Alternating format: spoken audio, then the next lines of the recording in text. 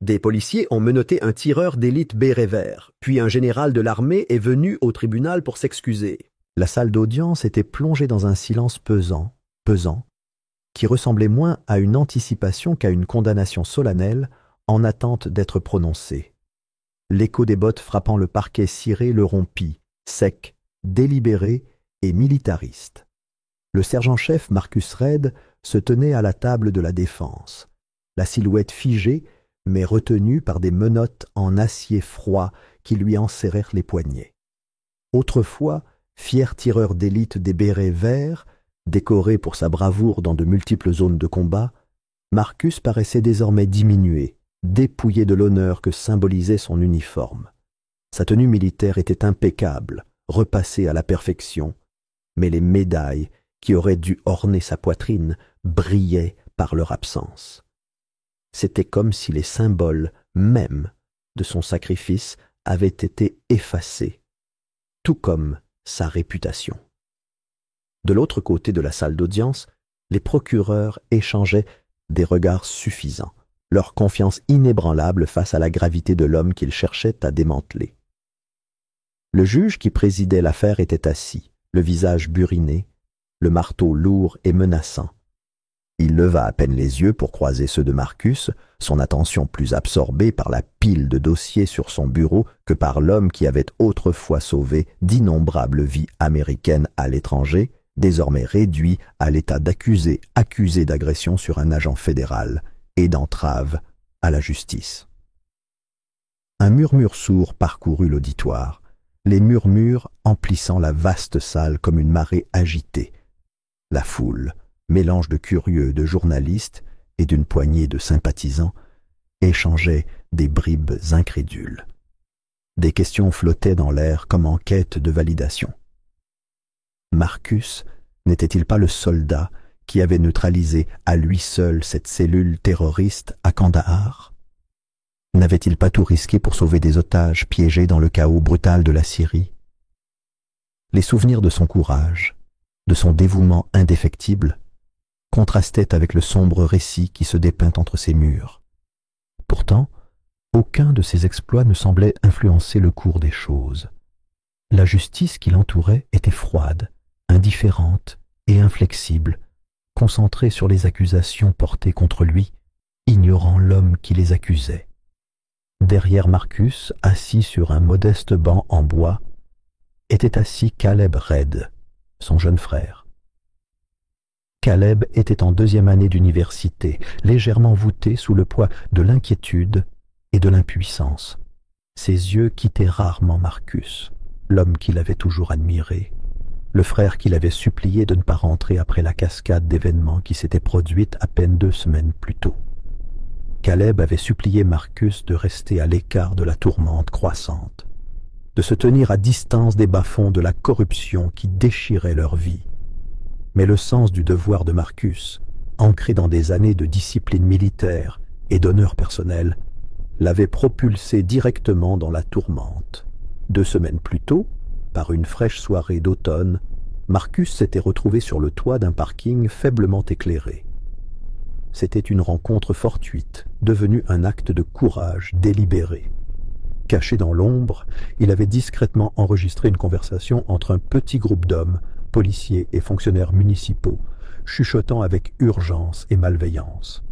Ils parlaient à voix basse et calculée de manipulation de preuves, d'organisation d'une dissimulation et de piégeage d'un adolescent innocent qui avait été témoin involontaire d'un crime impliquant le fils d'un puissant sénateur américain. Ces mots résonnaient à présent dans son esprit, obsédants et accablants.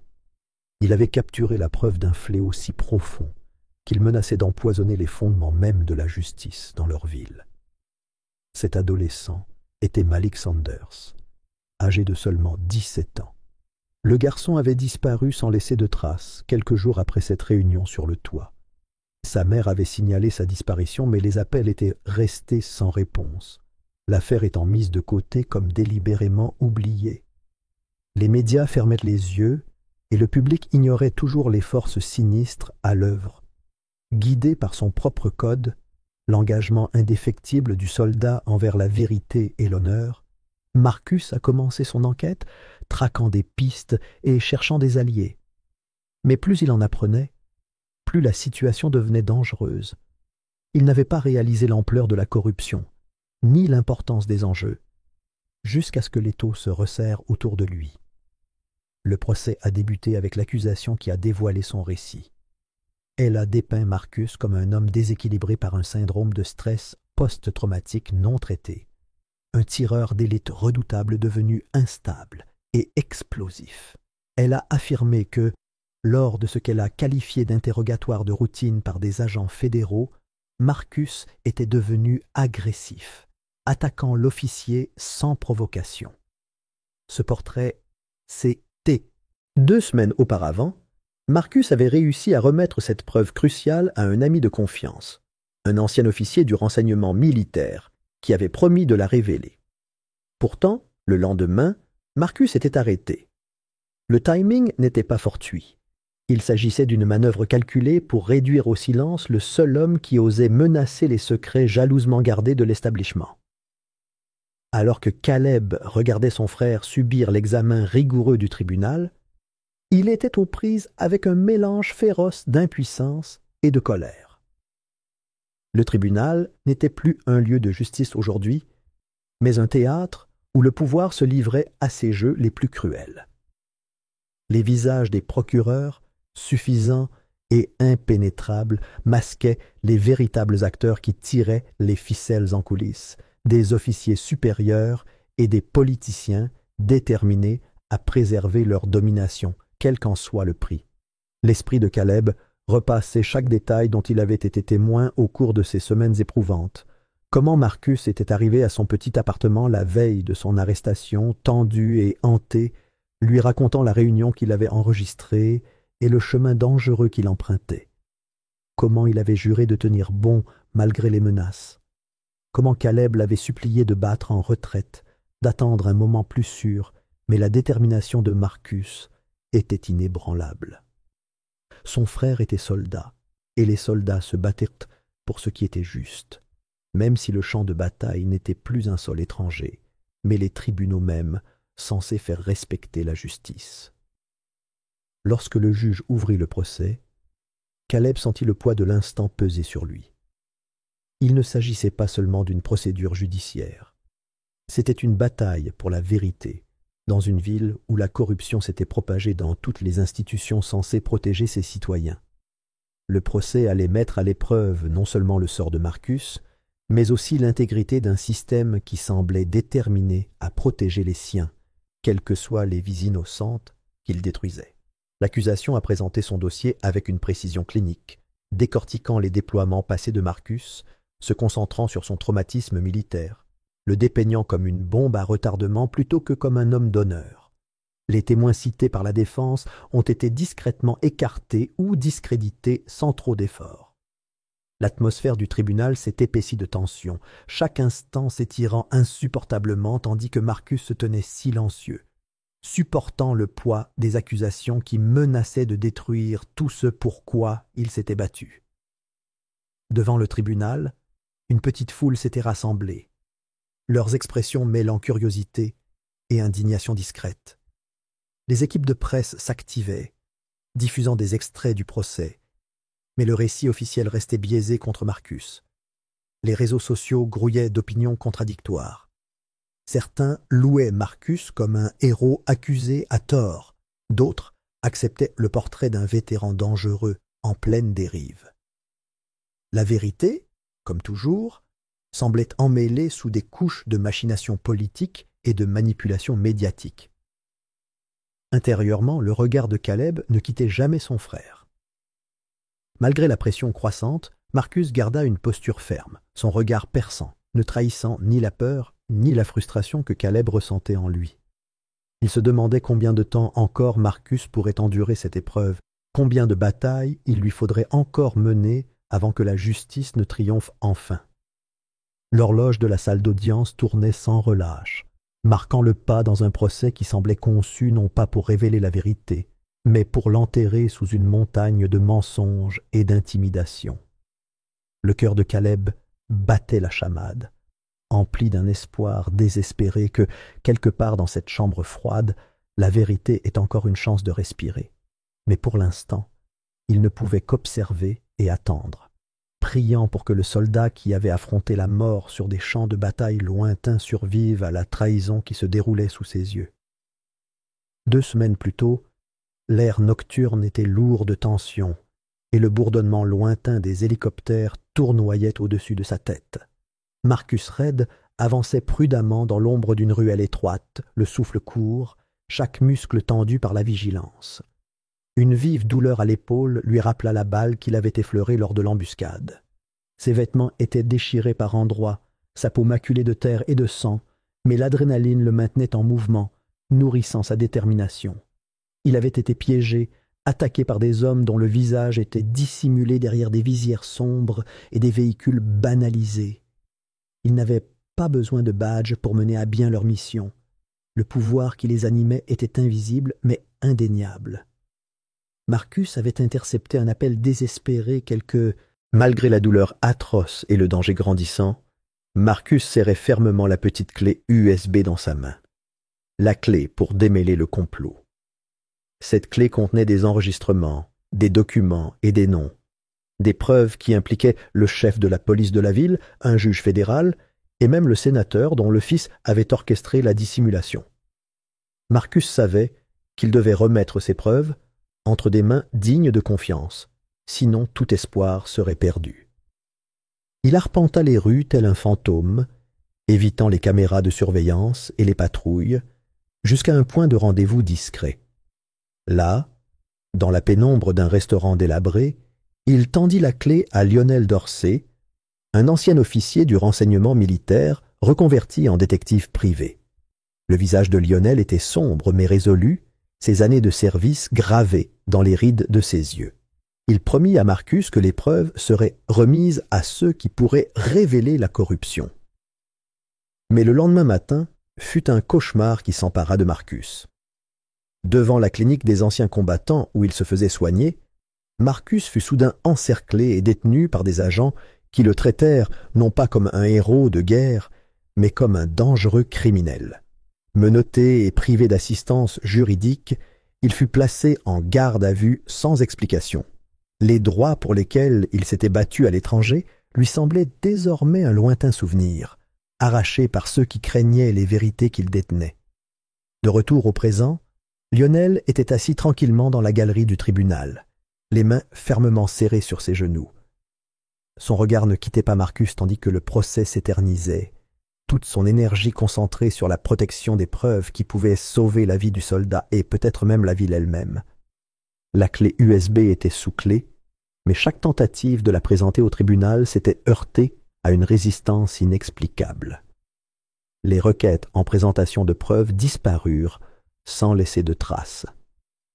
Les courriels demandant des documents clés furent ignorés ou mystérieusement supprimés.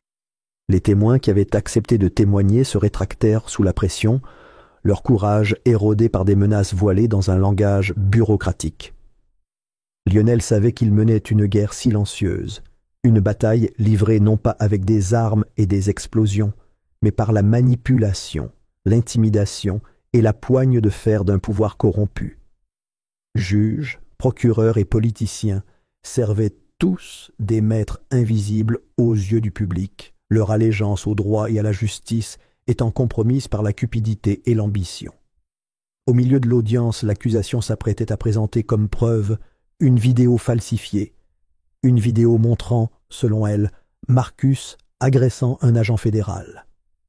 La tension était palpable dans la salle d'audience, des murmures se propageant parmi les spectateurs, le doute persistant. Au moment où le procureur s'apprêtait à présenter les images truquées, les lourdes portes à double battant au fond de la salle s'ouvrirent avec force. Tous les regards se tournèrent vers l'entrée, cette intrusion soudaine brisant le silence formel. Un homme en uniforme militaire de grande tenue entra d'un pas assuré dans la salle, les rangées de médailles sur sa poitrine reflétant la lumière comme des phares d'honneur. Le général William Albrecht, commandant 4 étoiles de l'armée et ancien commandant de Marcus, était arrivé. Sa présence imposait immédiatement respect et silence, un changement tangible d'atmosphère qui provoqua des halètements dans la foule. Le juge, une figure imposante connue pour son attitude sévère, se renversa dans son fauteuil, visiblement perturbé par ce visiteur inattendu. Le général scruta la salle d'un regard fixe et inflexible. Sans hésitation, il s'adressa au tribunal d'une voix qui portait le poids de décennies de service et de leadership. Il n'était pas venu en simple spectateur, mais en porteur de vérité et de responsabilité. Son objectif était clair, faire face à l'erreur judiciaire qui se déroulait sous ses yeux. Il commença par reconnaître la gravité de la situation et présenta des excuses officielles au nom de l'armée américaine pour le traitement subi par Marcus. Ces excuses étaient plus que de simples mots. C'était la reconnaissance que l'homme accusé devant eux n'était pas un accusé ordinaire, mais un soldat qui avait fidèlement tenu son serment dans les circonstances les plus pénibles. Albrecht affirma sans équivoque que Marcus n'était pas un criminel, mais un homme qui avait fait preuve de courage et d'intégrité face à une adversité écrasante. La déclaration du général trouva un écho dans toute la salle d'audience. Les murmures qui avaient autrefois empli l'air s'intensifièrent, se transformant en halètements audibles et en murmures d'incrédulité et d'espoir. Les journalistes s'empressèrent de noter chaque mot, pressentant un tournant dans le procès. Le juge tenta de se ressaisir. Ouvre. Les mots d'Albrecht ont traversé la tension avec précision, accusant non seulement des ennemis anonymes, mais dénonçant aussi la corruption systémique qui couvait à l'extérieur comme à l'intérieur de la salle d'audience. Il a insinué que les véritables criminels étaient ceux qui manipulèrent le procès, ceux qui se cachaient derrière des robes et des insignes pour se soustraire à leurs responsabilités. Son message était clair. Marcus Redd était victime d'un complot qui touchait les plus hautes sphères du pouvoir. La salle d'audience a été transformée à cet instant. Ce qui avait été une procédure apparemment truquée contre Marcus est devenu le théâtre d'un jugement. Le doute s'est profondément ancré dans l'esprit de tous. Le silence qui a suivi était lourd d'impatience, le juge visiblement ébranlé par le poids des paroles du général.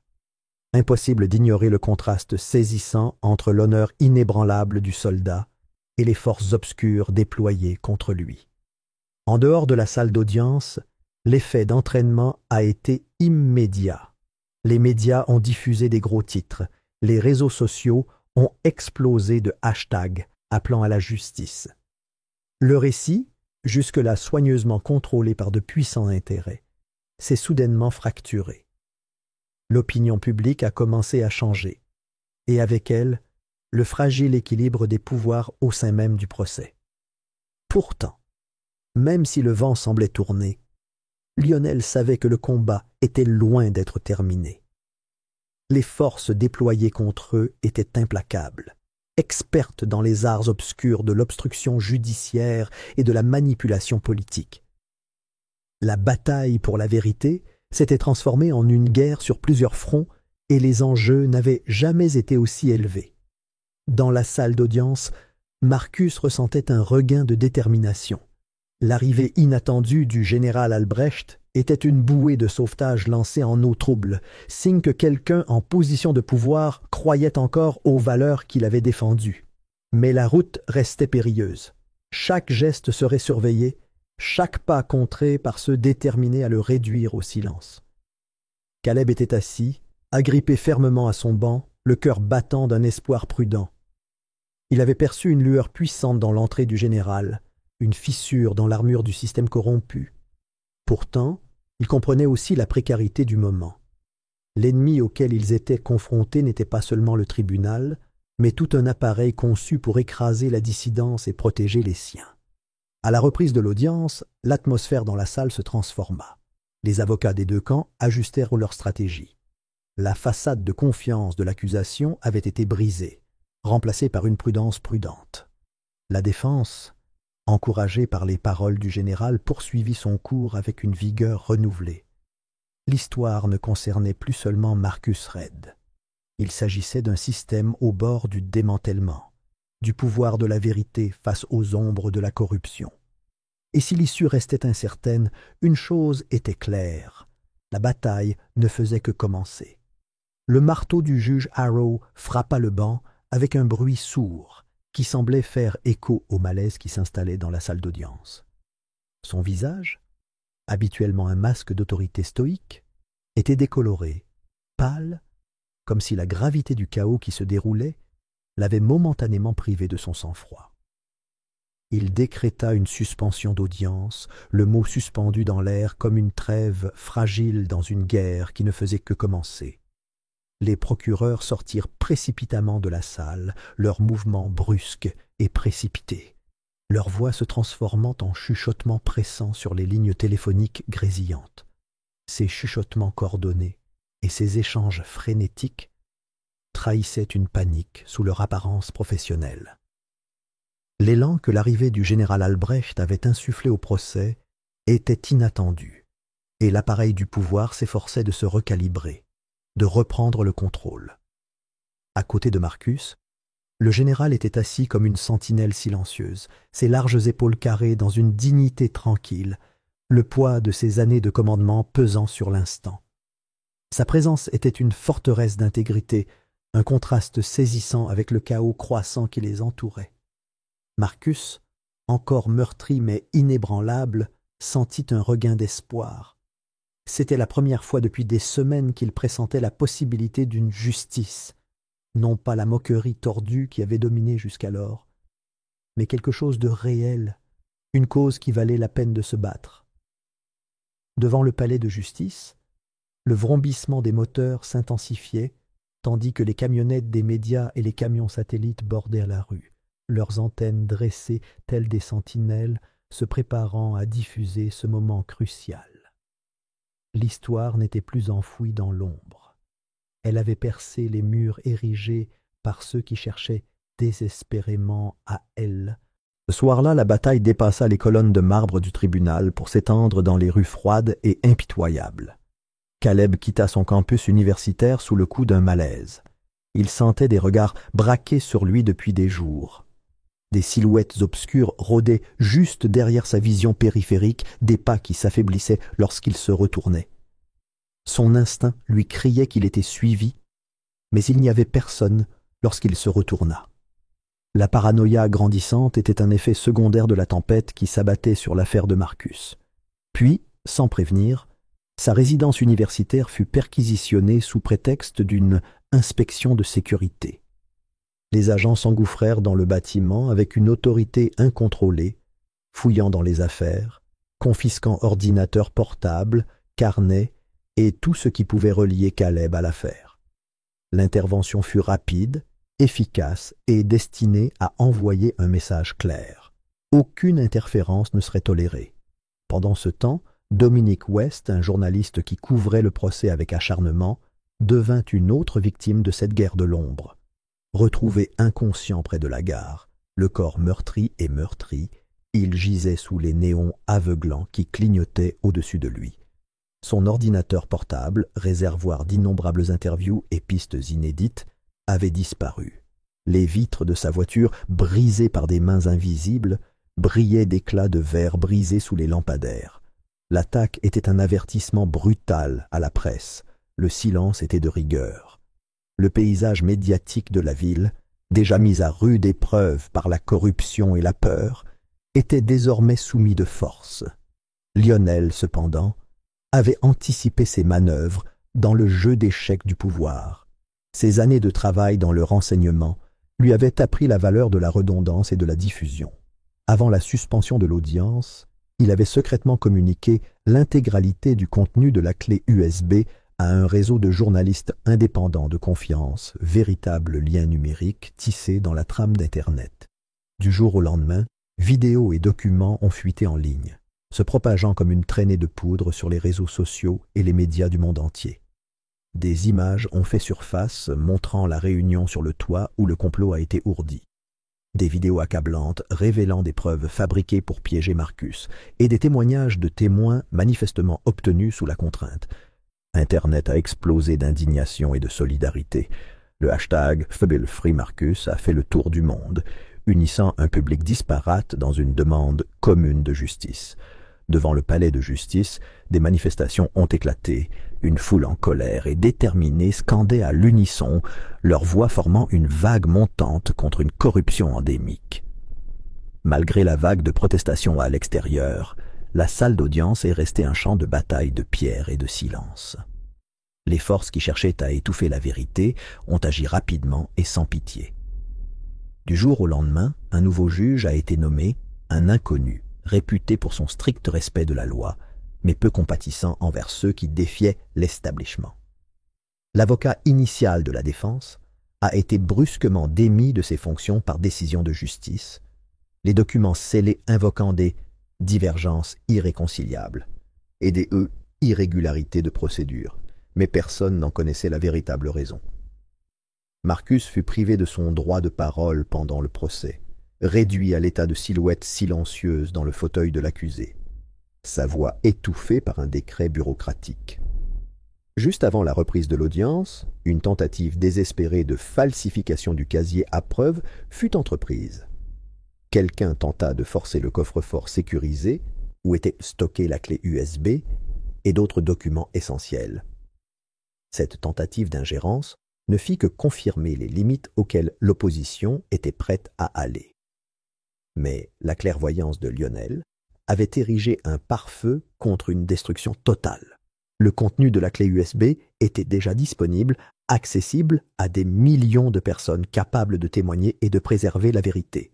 Le public ne pouvait plus être aveuglé ou réduit au silence. Au milieu de la tension croissante, les portes du tribunal s'ouvrirent à nouveau pour révéler Malik Sanders, un garçon jusque-là invisible, pièce maîtresse de ce puzzle complexe. L'arrivée de Malik fut inattendue, un coup de tonnerre discret qui bouleversa tout le procès. Le marine à la retraite qu'il avait hébergé avait lu l'histoire de Marcus sur un blog d'anciens combattants et avait tendu la main, reconnaissant en lui un témoin crucial.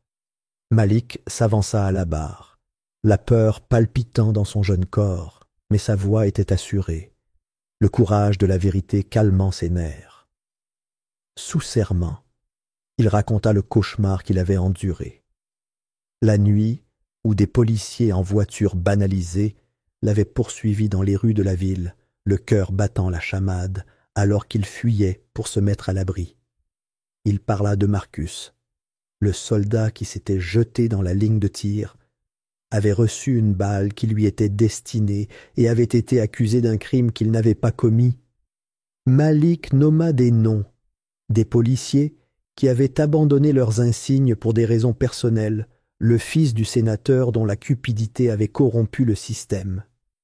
Il a décrit la dissimulation avec une clarté née du traumatisme et de la résilience, dressant le portrait d'une conspiration si profonde qu'elle s'est infiltrée jusqu'aux plus hautes sphères du pouvoir. Son témoignage a percé les défenses du tribunal, déclenchant des murmures qui se sont transformés en un rugissement d'incrédulité et de détermination retrouvée. À mesure que le jour déclinait, la pression sur le jury est devenue insupportable. 2 jurés ont discrètement demandé leur expulsion, invoquant des menaces anonymes et des intimidations de sources inconnues. Leur départ a brutalement rappelé les mains invisibles qui cherchaient à influencer l'issue du procès. Mais la diminution du nombre de jurés importait peu face à l'attention croissante du public et à la surveillance internationale. Le monde entier regardait désormais. L'histoire n'était plus confinée aux recoins feutrés de la salle d'audience, mais diffusée sur tous les continents et dans tous les salons. À l'intérieur, malgré le poids des intimidations et des interférences, le procès avançait. La vérité avait surgi de l'ombre, portée par les voix des courageux et des insouciants. La salle d'audience, autrefois lieu de silence et de soumission, était devenue un creuset de justice. Chaque témoin, chaque preuve, chaque protestation publique grignotait la corruption qui couvait en coulisses. Caleb, Lionel et Marcus sentaient tout le vent tourner, mais aucun n'était assez naïf pour croire que la bataille était terminée. Ce n'était qu'une nouvelle phase. Les enjeux étaient plus élevés, les ennemis plus désespérés et la vérité plus dangereuse. Pourtant, au cœur de la tempête, un fragile espoir subsistait. L'espoir que l'honneur, le courage et la quête incessante de justice pouvaient encore l'emporter sur un système conçu pour se protéger à tout prix. La salle d'audience n'avait jamais été aussi pesante, aussi silencieuse qu'en ce 3e jour après les révélations. L'air était lourd d'incrédulité, la tension s'accumulant autour de chaque siège, de chaque respiration. Et pourtant, dehors, une tempête se préparait que personne ne pouvait ignorer. 3 jours après le témoignage explosif et le déluge de preuves déversées sur la scène publique, la façade soigneusement construite de l'élite judiciaire et politique de Blackridge commença enfin à s'effondrer dans un fracas assourdissant qui résonna bien au-delà des frontières du comté. Le juge Marvin Talcott était assis, mal à l'aise, le regard rivé sur lui, tandis que des murmures parcourèrent la salle. Son emprise habituelle sur la salle s'effritait, remplacée par le poids froid de l'inéluctabilité. Puis, sans prévenir, 2 agents fédéraux s'avancèrent, badges clignotants, leurs gestes précis et inflexibles. Un mandat d'arrêt scellé du ministère de la Justice fut lu à haute voix et la salle sembla retenir son souffle. Le visage de Talcott se tordit d'incrédulité, de colère et de désespoir à la fois. La main de l'huissier trembla légèrement lorsqu'il s'avança pour menotter celui-là même qui avait exercé son pouvoir avec une efficacité impitoyable pendant des années. Les protestations du juge furent fortes et furieuses, sa voix se brisant lorsqu'il hurla qu'ils ne comprenaient pas à qui ils avaient affaire, qu'il s'agissait d'une erreur judiciaire. Mais les agents restèrent impassibles.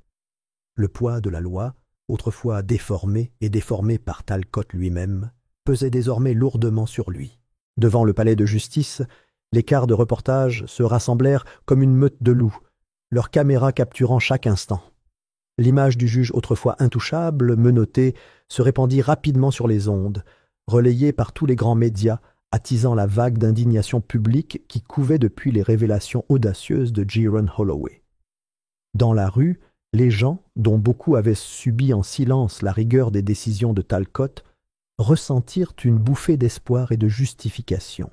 Pendant ce temps, Brian Keener, l'officier décoré dont le témoignage avait été la clé de voûte du dossier de l'accusation, tenta de disparaître. Les rumeurs se multiplièrent. Il avait fui l'État, disparu sans laisser de traces. Mais cette liberté fut de courte durée. Des agents fédéraux le retrouvèrent près de la frontière avec le Tennessee, où il fut discrètement arrêté. Les images des aveux de Keener, filmés lors d'un enregistrement secret diffusé par l'équipe juridique de Jeron, passèrent en boucle à la télévision nationale. Sa voix, autrefois pleine d'assurance et de menaces, tremblait désormais lorsqu'il avoua ses mensonges, ses intimidations et ses abus de pouvoir inconsidérés. L'homme même, salué comme un héros par certains, était démasqué comme un manipulateur qui utilisait son badge comme une arme contre des innocents. Dans l'ombre du pouvoir, l'image soigneusement entretenue du sénateur d'État Edwin Maynard commençait également à se dégrader. Les démentis publics se succédaient rapidement, des déclarations policées conçues pour minimiser les allégations croissantes comme des diffamations politiques. Pourtant, les enquêteurs étaient implacables. Lors d'une perquisition nocturne au bureau de Maynard en centre-ville, les agents ont découvert un registre crypté caché au plus profond de ses dossiers personnels. C'était un véritable trésor numérique de corruption. Des relevés détaillés de pots de vin versés aux syndicats de police, des quotas d'arrestations falsifiés, des versements à des sociétés pénitentiaires privées et des pots de vin versés aux juges et aux procureurs. Ce registre traçait un réseau de collusion qui entretenait le système depuis des années, impliquant certains des plus hauts échelons du pouvoir. Les protestations de Maynard se firent plus frénétiques, mais les preuves étaient irréfutables. Au cœur de tout cela se trouvait Jeron Holloway, un homme qui avait franchi le seuil du tribunal quelques mois plus tôt en tant qu'accusé, mais qui s'imposait désormais comme l'incarnation de la résistance et de la vérité. Son nom fut lavé, les charges abandonnées et les portes du tribunal s'ouvrirent pour libérer un homme libre. Pourtant, aucun sourire triomphant ne se lisait sur le visage de Jérôme lorsqu'il monta les marches du palais de justice. Son regard, fixe et solennel, reflétait le poids de tout ce qu'il avait enduré. Face à la marée de caméras et de journalistes, il ne parlait pas pour se vanter ou célébrer, mais pour avertir et inspirer. Il expliqua que son combat n'avait jamais été une victoire personnelle. Il s'agissait d'une prise de position contre un système conçu pour écraser ceux qui osaient le défier, comptant sur leur silence et leur soumission. Les mois passèrent, et les répercussions du scandale se répercutèrent à Black Ridge et au-delà. Le comté, autrefois connu pour son emprise inflexible sur la justice, devint un champ de bataille pour la réforme. Les tribunaux ont ouvert de nouvelles enquêtes, des comités de surveillance ont été formés et des voix longtemps réduites au silence ont trouvé le courage de s'exprimer. Au milieu de ce bouleversement, Geron ne s'est pas effacé. Au contraire, il est revenu, non pas comme accusé, mais comme procureur fédéral principal, à la tête d'une vaste enquête sur la corruption judiciaire rurale. Son bureau était rempli de piles de nouveaux dossiers, fruit de mois de travail acharné et de construction de coalitions avec des fonctionnaires et des militants réformateurs. Les premières inculpations qu'il a présentées ont été déposées dans la même salle d'audience du comté de Black Ridge, où il avait autrefois frôlé la ruine. L'ironie ne lui a pas échappé. De nouveau dans cette salle d'audience, cette fois du côté de la justice, Jérôme a ressenti la gravité du moment, le passage tangible de victime à acteur du changement. Les murs qui l'avaient autrefois confiné et menacé résonnaient désormais avec la possibilité de rendre des comptes et de se renouveler. Bien que le chemin à parcourir fût long et incertain, Geron comprenait le véritable sens de son parcours. Il ne s'agissait pas de vengeance ou de justification personnelle. Il s'agissait de démanteler la machine de corruption qui avait trop longtemps perpétué l'injustice. L'effondrement de Talcott, la chute de Kinner, la révélation de Ménard. Autant d'étapes marquantes d'une lutte plus vaste, visant à restaurer la foi dans un système égaré. Et alors que Jérôme se tenait prêt à mener ce sceptre